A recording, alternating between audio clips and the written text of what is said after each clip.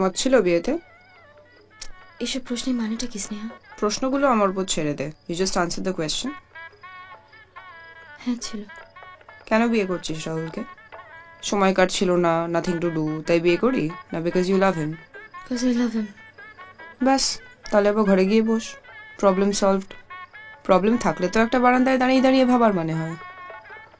I am getting married Sneha. এটা জন্মদিনের present নয় যে ভালো না লাগলে ফেলে দেবো। ফেলে দিবি না বলেই তো রাহুলকে বিয়েটা করছিস। 2 বছরের ফ্যাশন ডিজাইনিং এ কোর্স ভেবে কেউ বিয়ে করে না যে ট্রাই করে দেখি, ভালো না লাগলে আই ট্রাই সামথিং এলস। ক্রাইসিসে ভর্তি।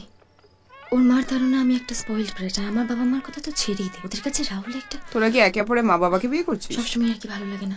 I am serious. All that matters is that you love him and he loves you. ব্যাস, তোর যেটা হচ্ছে it's called pre wedding jitters. Just trust me, you'll be fine.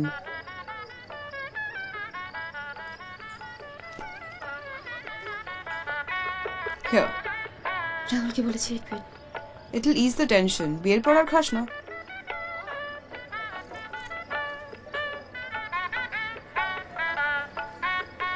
সিগারেটটা চিবিয়ে খাওয়ার জিনিস না, খাবি তো খা, হাতে নিয়ে ধরা পড়লে এমনিতেই বিয়েটা ভেস্তে যাবে।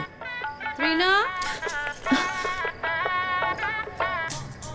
ওই দূরে টোপর হাতে কাঠ হয়ে যে ছেলেটা বসে আছে ওটা আমি, রাহুল। আর ড্রাইভারের সিটে অভিক, আমার বন্ধু, ও ব্যাচমেট। গানটা বন্ধ করবি, গান ঝালাপালা হয়ে যাচ্ছে। এমনিতে মাথা কাজ করছে না, তার উপর গাড়ির মধ্যে গান চালাবার একটা অভ্যাস হয়েছে তোর। চট পাকিয়ে গেছে। রাগ, অভিমান, কনফিউশন, অভিযোগ সব মিলিয়ে তোর জট পাকিয়ে গেছে। আর তোর ধারণাই জট ছাড়াতে পারে হিমেশ? না, ডিস্ট্রাক্ট করতে পারে। নিজেকে বাঁচাতে পারিস একমাত্র তুই নিজে। আমাকে বাঁচাবার প্রয়োজন আছে তোকে কে বললো? ভালো ভালো ছেলের হাবভাবটা করা ছাড়তো। তুই অফিস করা মেধামেলা ছেলেগুলোর মতো নোস। 7টায় ঘুম থেকে ওঠে, দাড়ি কাটে, জামা পরে, প্যান্ট পরে, তারপর অফিস চলে যায়। ওদের সাথে তুলনা করা বন্ধ কর। তুই একজন আর্টিস্ট, একজন শিল্পী।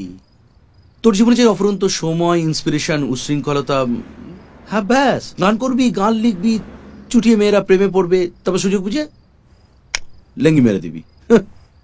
আর তাছাড়া মেয়েদের বিয়ের পরে ছেলে জোটাটা খুব একটা অসুবিধা হয়ে যায় না। বৌদিবাজি, দুপুর ঠাকুর হয়ে যায়। ছেলেদের আমার ওসব চাই না।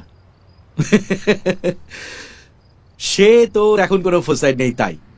তবে কি জানিস, ফ্রিডম ছাড়া কোনোদিন মহান হওয়া যায় না, ইতিহাস তাই বলে। কার ইতিহাস? তোর না, এই আর রহমান যদি বিয়ে করতো তাহলে এত নাম করতে পারতো? এ আর রহমান অন্তত 10 বছর আগে বিয়ে করেছে। কে? জয় হোক। ম্যাড্রাসিদের ব্যাপারটা আলাদা। এই ধর Karan Johar, best director of Bharat, সে যদি বিয়ে করতো তাহলে এত নাম করতে পারতো? ওদের বিয়ে করাটা এতদিন বেআইনি ছিল। কেন? 377। 498 না। আমি তোর সাথে তর্ক করে পারবো না, তর্ক করার কোনো দরকার নেই। পরিষ্কার কথা, তোর সামনে এখন দুটো রাস্তা, তুই ঠিক করে নে তুই কি করবি। 1 নম্বর রাস্তা হচ্ছে, তুই যদি গাড়ি থেকে নেমে পিড়ি আর পিড়িতের দিকে যাস তাহলে তোর নামের আগে চন্দ্রবিন্দু, জীবনটা ফসলস। আর যদি আমাকে পরশ পাথর ভাবিস তাহলে গাড়ির সিট বেল্টটা লাগিয়ে গাড়িটা নিয়ে ধাঁ হয়ে যা ভূমির ওপর দিয়ে।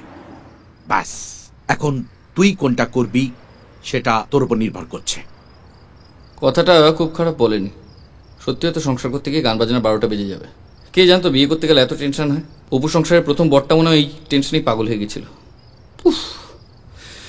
কি যে করি, কিন্তু কেন জানি না তৃণা মুখটা ভেসে আসছে। এখন কোনের সাথে কেমন লাগছে ওকে? ও সব নয়।